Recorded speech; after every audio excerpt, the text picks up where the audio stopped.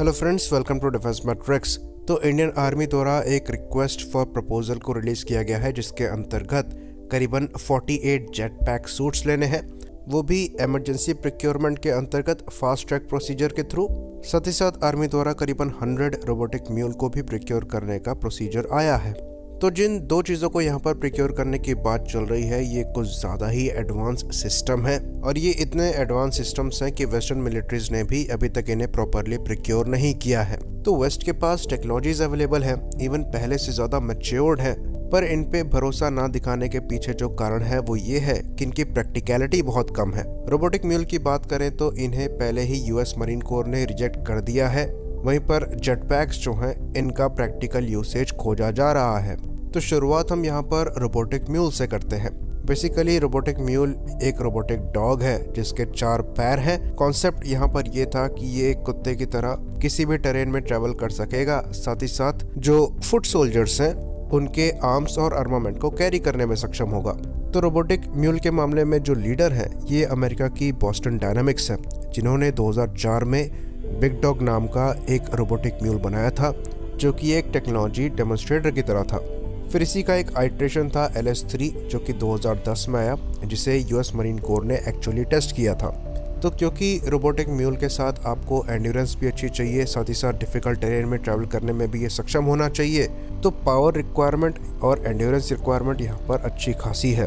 क्योंकि बैटरी की जो टेक्नोलॉजी है वो भी इतनी मैच्योर नहीं हुई है, इसलिए यहाँ पर IC इंजन को यूज़ किया गया। और जो IC इंजन यहाँ पर यूज़ किया गया था वो काफ़ी ज़्यादा नॉइस पैदा करता था, जो कि इसकी प्रैक्टिकलिटी को ख़त्म कर देता है। तो ये इतना ज़्यादा लाउड था कि ये मरीन्स की लोकेशन को डिस्क्लोज कर देता था, इसलिए इसे रिजेक्ट कर दिया गया। इसके बाद फिर बॉस्टन डायनामिक्स ने और काम किया और अल्टीमेटली जो पावर सोर्स है उसको रिप्लेस करते हुए बैटरी को यूज़ किया। और फिर 2015 में आया स्पॉट क्लासिक, और फाइनली इसका एक आइट्रेशन है स्पॉट मिनी, जो कि ज़्यादा एजाइल है, ज़्यादा क्वाइट है, पर बैटरी यूज़ करने की वजह से जो एंड्योरेंस है वो यहाँ पर कम हो जाती है। अगर आप लोड को बढ़ा देंगे तो एंड्योरेंस और भी ज़्यादा कम हो जाएगी, जिसकी वजह से प्रैक्टिकलिटी अगेन नीचे चली जाती है। तो छोटे मोटे मिशंस में, स्पेशल ऑपरेशंस में आप इन्हें यूज़ कर सकते हैं रूम इंटरवेंशन के दौरान, लेकिन उसके लिए भी इनको आपको कैरी करना पड़ेगा और ये हल्के बिल्कुल भी नहीं है। तो एक्सपर्ट्स का ये मानना है कि अभी तक ये इतने मैच्योर या फिर इतने प्रैक्टिकल नहीं हुए हैं कि मिलिट्रीज इन्हें यूज़ करें, पर अब ये इंडियन आर्मी पर है कि कहाँ पर इसकी एप्लीकेशन देखी जा रही है जहाँ पर ये एक्चुअली यूज़ में आते हैं।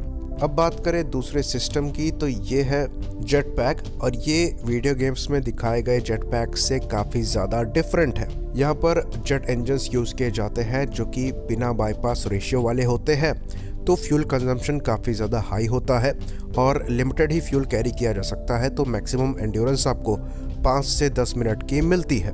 तो ये अभी रॉयल नेवी के पास सर्विस में है, पर अभी भी प्रैक्टिकल यूसेज में नहीं है, टेस्टिंग फेज में है, और इनके प्रैक्टिकल यूसेज को तलाशने की कोशिश करी जा रही है। तो इनके साथ सबसे बड़ी परेशानी ये है कि पहली बात तो इनका एंड्योरेंस कम है, दूसरी चीज़ ये नॉइसी बहुत ज़्यादा है, तो ये स्टेल्दी ऑपरेशंस को बेकार कर देते हैं। तो अगर आपको एनिमी बोट्स पर चढ़ना है तो नॉर्मल रोप को यूज़ करने के मुकाबले ये काफ़ी फास्ट होगा कि आप जेट पैक को यूज़ करें, लेकिन रोप्स के थ्रू चढ़ना साइलेंट होगा और जो एलिमेंट ऑफ सरप्राइज है वो बचा रहेगा। लेकिन अगर आप जेट पैक को यूज़ करेंगे तो ये इतने नॉइसी हैं कि पूरे शिप में अपने आप ही अनाउंसमेंट हो जाएगी कोई शिप को बोर्ड कर रहा है। हाँ, लेकिन अगर दोनों फ्रेंडली शिप्स हैं और एक शिप से दूसरे शिप में जाना है तो ये अच्छा मीन्स ऑफ ट्रांसपोर्ट हो सकता है। साथ ही साथ यहाँ पर आपको फ्लाइट एल्टीट्यूड भी डिसेंट मिल जाता है, तो जो माउंटेनस टेरेन है वहाँ पर चढ़ाई के लिए इनको यूज़ किया जा सकता है, जो कि इनकी मदद से काफ़ी जल्दी करी जा सकेगी। लेकिन ये कोवर्ट ऑपरेशंस में नहीं किया जा सकता। पेट्रोलिंग के लिए ये चीज़ भले करी जा सकती है, पर ऑपरेशंस के दौरान इनको नहीं यूज़ किया जा सकता, ये प्रैक्टिकल नहीं होगा। साथ ही साथ ये बात भी हम आपको बता दें कि इनमें प्रोटेक्शन लेवल ऑलमोस्ट 0 होता है, और क्योंकि गैस ही भरी होती है तो एक भी बुलेट अगर यहाँ पर लगी तो ये सीधा ब्लास्ट होगा। तो ये बहुत प्रैक्टिकल नहीं है, पर लिमिटेड रोल में ये काफ़ी ज़्यादा यूज़फुल हो सकते हैं और शायद इन्हीं रोल्स के लिए आर्मी द्वारा इन्हें देखा जा रहा है। बाकी आर्मी द्वारा इन्हें कहाँ यूज़ किया जाता है ये इनके सर्विस इंडक्शन के बाद ही पता लग पाएगा। आई होप इन्फॉर्मेशन यहाँ पर क्लियर रही हो। इसी बात पर हम इस वीडियो को ख़त्म करेंगे। लाइक करिए, सब्सक्राइब करिए। जय हिंद।